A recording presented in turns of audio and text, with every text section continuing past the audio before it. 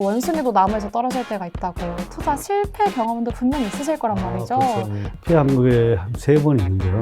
묻지마 투자, 악마의 속삭임.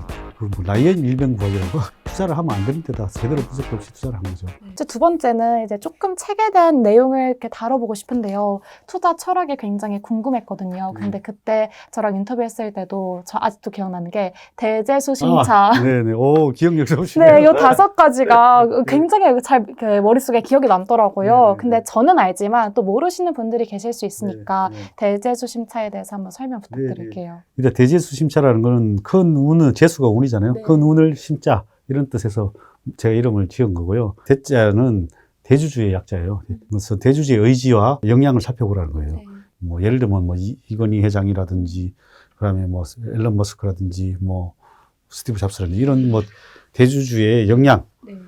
그리고 회사를 키울 수 있는 역량 그런 것들을 살펴보는 게 중요하고. 그다음에 대주주가 의지가 있냐 없냐를 봐야 돼요. 이 회사는 내 회사니까 내 혼자 몰래 빼먹으면 돼. 그래서 뭐 주주는 필요 없어. 이런 회사들도 많단 말이에요. 네. 그렇게 자기만 챙기고 회사들 뒤로 다 챙기는 기업들도 있어요. 네. 그럼 뭐 그런 기업들을 피하는 게 좋죠.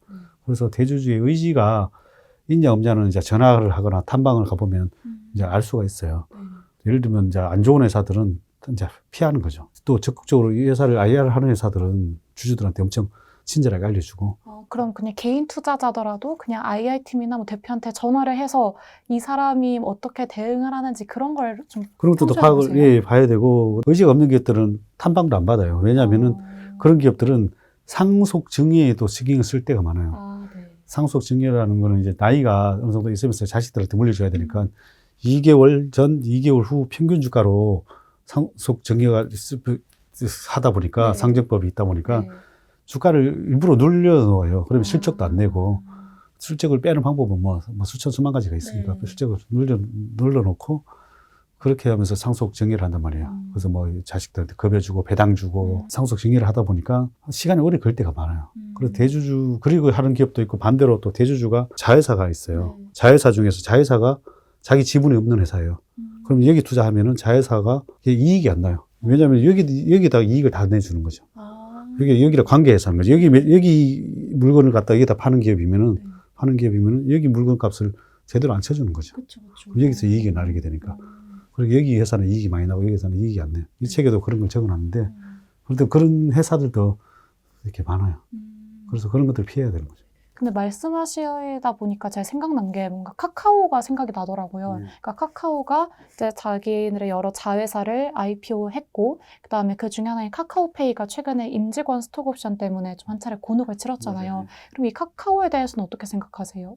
어쨌든 안 좋은 거죠, 이미지 회사가. 그런 것들은 대주주의 도덕성에 좀 별로 안 좋게 보는 거죠. 네. 근데 이제 그런 것들이 시간이 좀 필요하다고 보이시죠. 그게 이제 해소가 되려면 뭐, 물론. 어쨌든 지금 그런 것들이 생기면 어쨌든 투자자들은 좀 당분간은 뭐 좋게는 보지 않겠죠.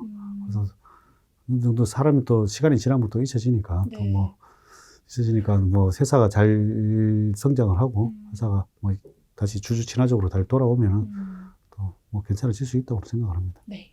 그다음에 두 번째가 재였죠. 재는 이제 재료. 그 재료가 뭐 꿈이 될 수도 있고 그 회사의 꿈이죠. 꿈이고 또 성장성이고 뭐 또는 뭐 신사업이 될 수도 있고 뭐 그런 것들이니까 이 회사의 재료가 있냐 없냐가 중요하죠. 뭐 여러 가지 뭐 때에 맞춰서 이도 코로나가 되고 이어폰이 되면 재료가 생긴 거죠. 그래서 여행 관련주한테는 재료가 생긴 그런 꿈이 있냐 없냐가 중요한 거고 그 재료가 있냐 없냐를 살펴보면은 수익성에는 극대화 될 수 있다.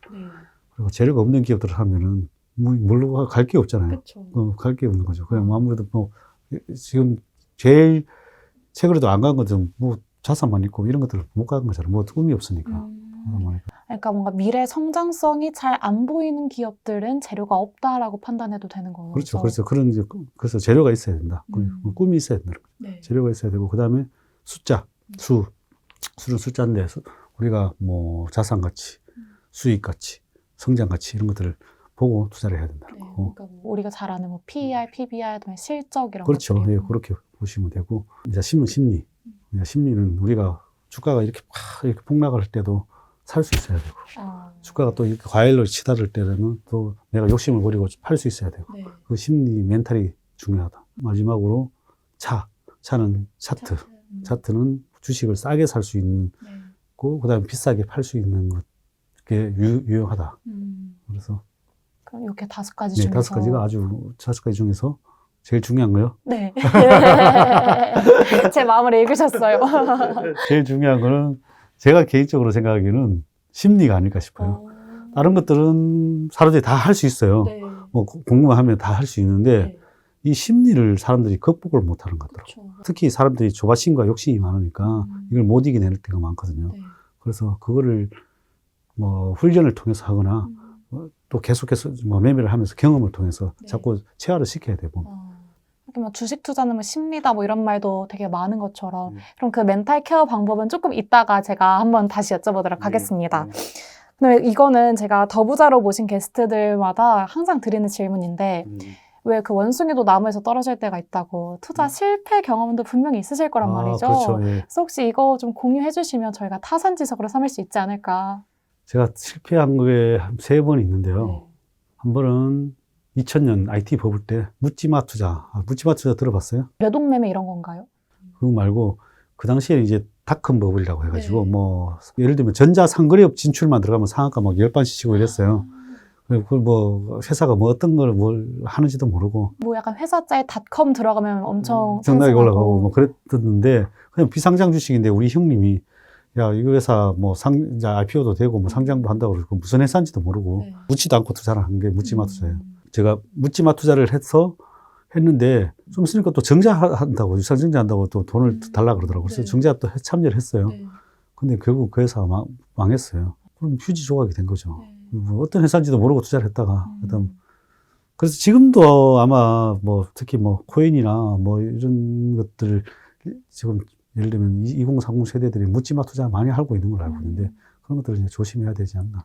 그러니까 제가 생각하기에도 그러니까 메타버스가 굉장히 핫했잖아요. 그래서 뭐 게임주든지 뭐 어디든지 우리는 메타버스 하겠다라고 얘기만 하면 주가가 엄청 오르더라고요. 맞아요. 좀 그거랑 비슷한 유형이었던 맞습니다. 거군요. 네네. 그런 것들 조심해야 되고 또 하나는 이제 악마의 속삭임. 악마의 속삭임이라는 게 뭐냐면 지인 중에 한 명이 내가 주식 투자를 해서 돈을 많이 줬던 지인이 있어요. 그래가지고 돈을 많이 벌었는데 하루는 갑자기 이 주식을 좀 사달라는 거야. 좀 사자는 거야. 그래서 보니까 회사가 재무 구조가 너무 안 좋은 거야. 네. 그래서 사지 말자. 그래서 안 좋다. 그랬더니만 자기는 일단 거의 전 재산을 팔아가지고 이거 사겠다는 거예요. 그래서 그 뭐지? 근데 그래 반 정도를 내가 팔아가지고 그걸 샀어요. 네. 그거 보니까 확신이 좀 들어가지고 뭔가 있는 것 같다 네. 싶어서 자기는 이제 누구한테 내부 정보를 들은 거죠. 그래서 들어가지고 뭘 했는데 나도 조금 따라 샀다가 같이 상폐당했어요. 아, 상패까지요. 아, 근데 뭔가 그 주변인이 난 전 재산 팔아서까지 살 거야 라고 하면은 마음이 좀 움직일 수도 있을 것 같기는 해요. 그러니까요. 그 다음 또 마지막에 상폐당한 걸 좀 많이 당했는데 그때는 한 4억 잃었는 거다. 4억을 잃었는데 원래는 뭐 누가 회사가 이제 인수합병이 되면서 잘 돼가지고 잘 올라갔는데 그렇게 올라가고 별 비전이 없는 것 같아가지고 일단 팔고 나왔어요. 근데 주변에도 팔라 그랬어요. 네. 같이 가진 사람들. 근데 그 사람은 안 팔았던 거야. 근데 그게 한 4,000원, 1,000원대까지 떨어졌더라고. 네. 떨어져가지고 어떻게 하면 좋냐고 AS 해달라고 연락이 왔더라고. 그래서 아니 왜 안 팔았냐고 그래서 그러면서 이제 오히려 그 뭐 라이언 일병구하기라고 들어봤어요. 혹시 중국어는 라이언 일병구하기. 네네네. 그래서 한번 구하러 한번 수소문을 막 해봤지. 이거 뭐 회사에도 알아보고 뭐 알아보고 그래서 차트도 보니까 아직까지는 뭐 괜찮은 것 같아. 회사가 다시 살리내고 괜찮다고 그러니까 그래서 샀는데 얼마 안 있다가 상폐당했어요. 아, 약간 그 의리 때문에 이제 진입하셨다가 다시 이제 상패를 당한. 네, 그렇습니다. 회사를 철저하게 분석을 해가지고 투자를 해야 되는데 우리가 보면 뭐 집을 살 때는 그래도 뭐 좀 발품을 많이 팔잖아요. 맞아요. 직접 근데 가보기도 주식 하고. 투자하면서 근데 대부분은 분석을 안 하고 투자를 하다 보니까 그런 거죠. 저도 사실은 이런 회사를 투자를 하면 안 되는 데다 다 분석도 없이 제대로 분석도 없이 투자를 한 거죠. 네. 남의 얘기만 듣고 그러면서 실패를 한 거죠. 그래서 지금은 좀 분석에 기반한 투자를 하고 계시는 거군요. 네네. 그럼 그 투자 원칙을, 그러니까 뭐 심리에 좌우되지 않으려면 투자 원칙을 세우는 것이 굉장히 중요할 텐데 대표님께서 갖고 계시는 투자 원칙은 어떤 건가요? 사실 기법마다 사람들마다 다양한 투자 방법이 존재하잖아요. 뭐 성장주 투자하는 사람, 네. 어떤 사람은 가치주 투자하는 사람, 어떤 사람은 뭐 모멘텀 투자하는 사람, 어떤 사람은 차트 투자하는 사람, 어떤 사람은 뭐 추세 추종하는 사람, 또 어떤 사람 뭐 이렇게 뭐 배당주 투자하는 사람 등등 이렇게 상당하게 투자 기법이 다양하거든요. 네. 제 같은 경우에는 6가지를 다 종합적으로 판단해서 투자 원칙을 하는데요. 네. 그게 뭐냐면 차트, 그다음에 가치, 재료, 수급, 그다음 배당, 성장성 이 6가지를 종합적으로 판단해서 이 회사에 좋은지 안 좋은지 판단해서 투자를 합니다. 이런 투자 원칙은 어떻게 정립하셨어요? 이렇게 스승님이 계셨다든지.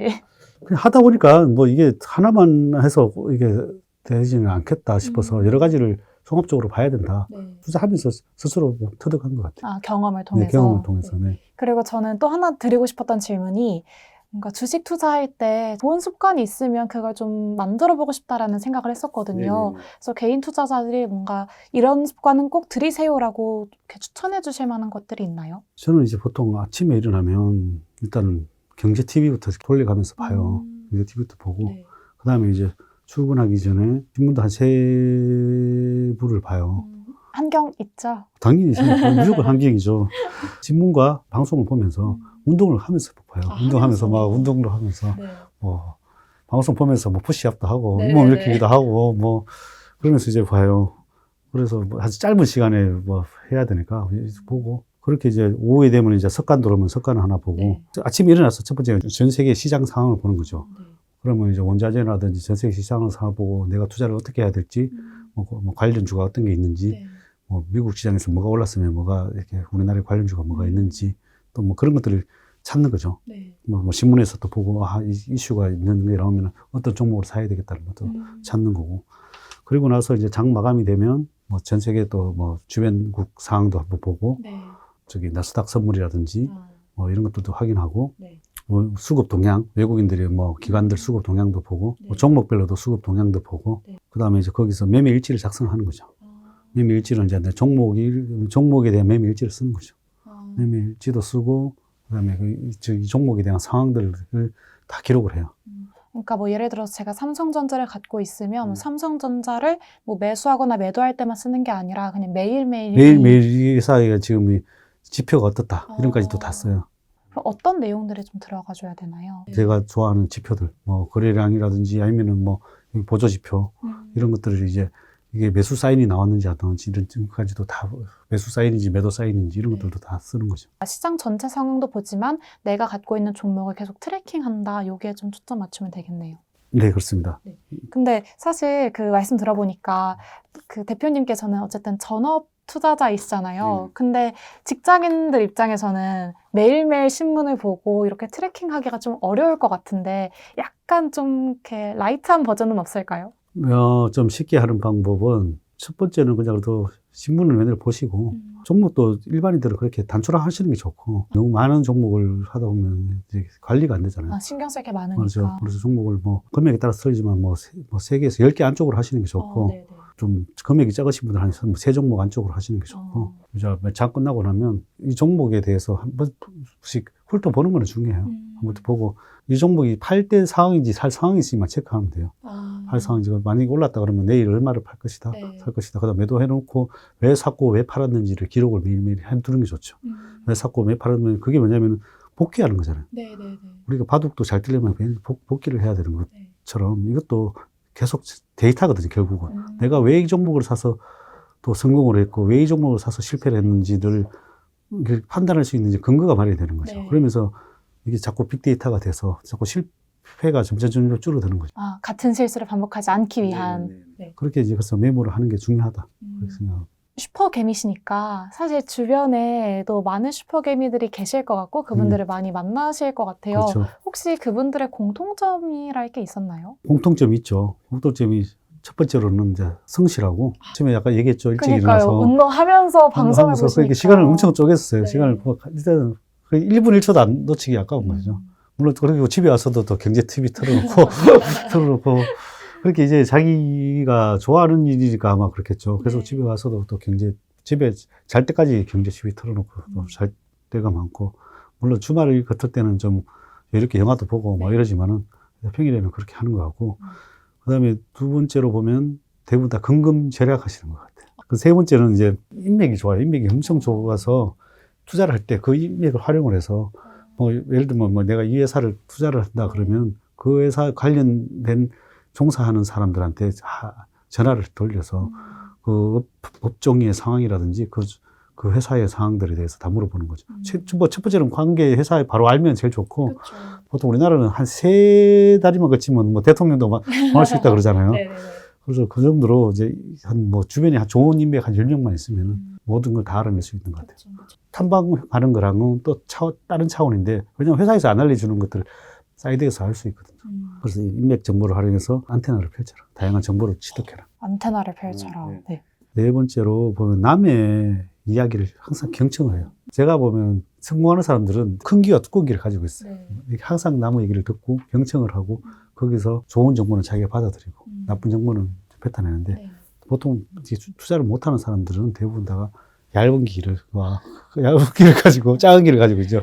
그렇게 다 받아들이는 거죠. 네. 그 중에서 또 안 좋은 것만 받아들이는 사람도 있어요. 그래서 많이 흔들리고. 네, 네. 그래서 팔랑귀라 그러죠. 일단. 네네. 특히 고수분들은 항상 자기 얘기를 잘 안 하고 남한테 가서도 좋은 거 뭐 있어? 좋은 종목 뭐 있어? 오히려 물어봐요. 네. 이렇게. 그게 어떻게 보면 실속이 찬 거죠. 그럼 거기서 분석을 해서 내가 분석을 해서 좋은 종목 찾으면 되는 거니까. 근데 자기 얘기만 하다 보면은 어떻게 보면 편협한 생각에 빠질 수 있는 거죠. 네. 어쨌든 남의 얘기를 귀 기울여라. 다섯 번째는 리스크 관리를 철저히 한다. 그래서 어쨌든 현금 비중을 항상 적정하게 유지하고 있고, 네. 적정하게 유지하면서 좀 욕심이 날 때는 현금 비중을 늘리고, 또 반대로 리스크가 왔을 때는 또 주식을 사들이고, 리스크 관리를 잘 한다. 그리고 여섯 번째는 이제 자기만의 투자 방법이 다 있어요. 아까 말씀하신 투자 철학이 있어야 돼요. 투자 방법이 다 있는데, 주식 투자에는 수만 가지 방법이 있다고 보면 네. 돼요. 근데 이제 자기만의 그걸 빨리 체화를 하느냐 안 하느냐에 따라서 성패가 좌우되거든요. 대부분 사람들은 이제 자기 길 알고 자꾸 이 사람 얘기 들어보면 또 이 사람 게 좋은 거 같고, 이것도 뭐 때로는 뭐 장기 투자가 트레이드 하고 싶고 뭐 이런 거죠. 그렇게 너무 왔다 갔다 하는 거죠. 자기 기법이. 그래서 예를 들면 혹시 골프 치시나요?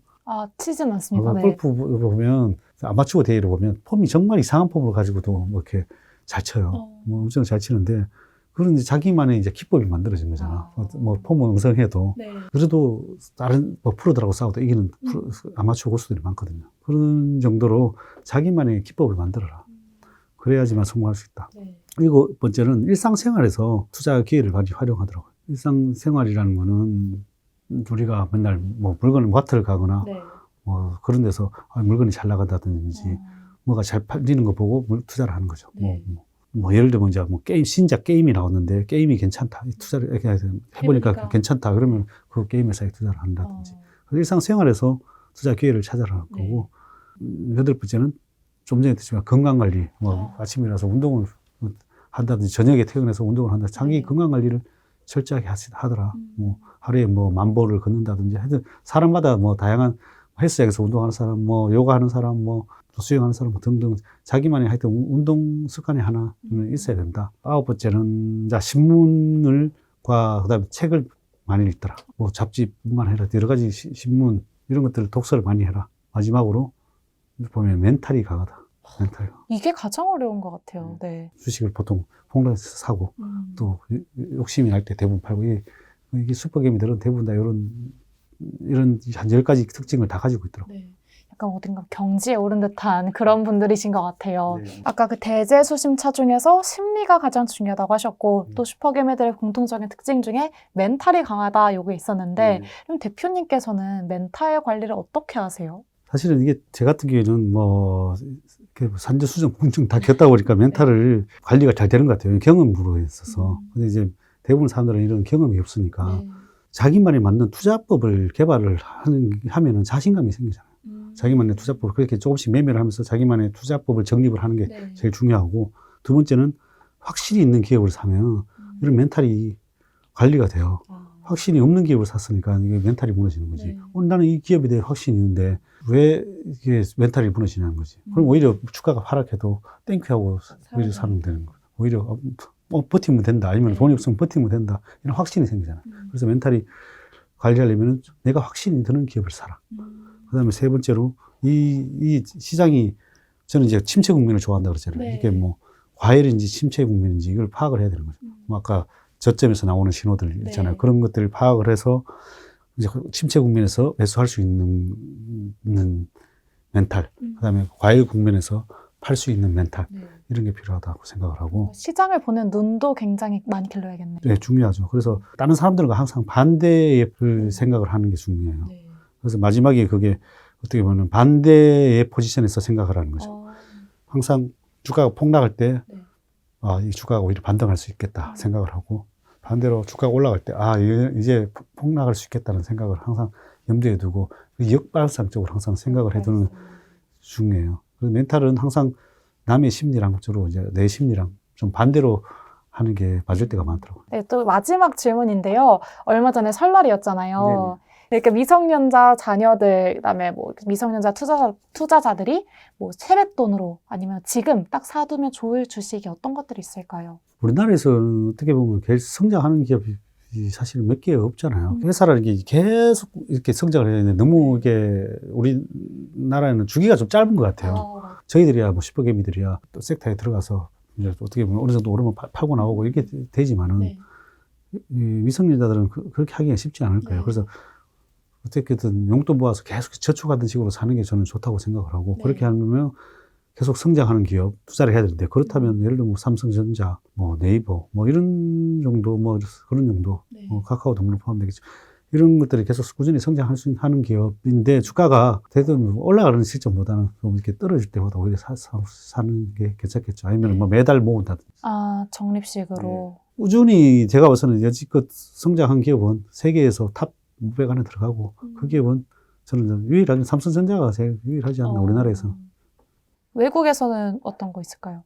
외국에서는 애플, 애플, 뭐 구글, 뭐 마이크로소프트, 뭐 이런 등등 이런 계속 성장해 나가는 기업들은 네. 뭐 그런 것들이 좋고 이게 변동성이 심한 기업들은 보다는 지금 현재에서도 거의 과점이고 이게 현재에서 무너지기 쉽지 않은 기업 그런 기업들은 투자해도 되지 않나. 어떤 사업 영역에서 이미 좀 굳건하게 자리를 지키는. 지키고 이걸 누가 과연 넘볼 수 없는 기업들 그런 기업들. 그리고 또 밸류체인이 싼 기업들. 지금도 어떻게 보면 다른 거에 비하면 애플이 뭐 PER이 지금 좀 떨어져서 한 30 될 거예요. 30 되고 그 삼성전자는 뭐 PER이 9대니까 그렇죠. 그렇게 따져보면 삼성전자는 뭐 엄청 싼 거죠. 네. 물론 뭐 그런 이제 성장성이나 이런 부분에서는 좀 미국 애플 이런 것들은 더 쳐주죠. 그렇죠. 네. 그래서 오늘 여러 가지 질문 드렸는데요. 오늘 저희 자리에 나와주신 배진환 대표님 다시 한번 감사드리고 구독자 여러분들께 인사하면서 마무리하겠습니다. 감사합니다. 감사합니다.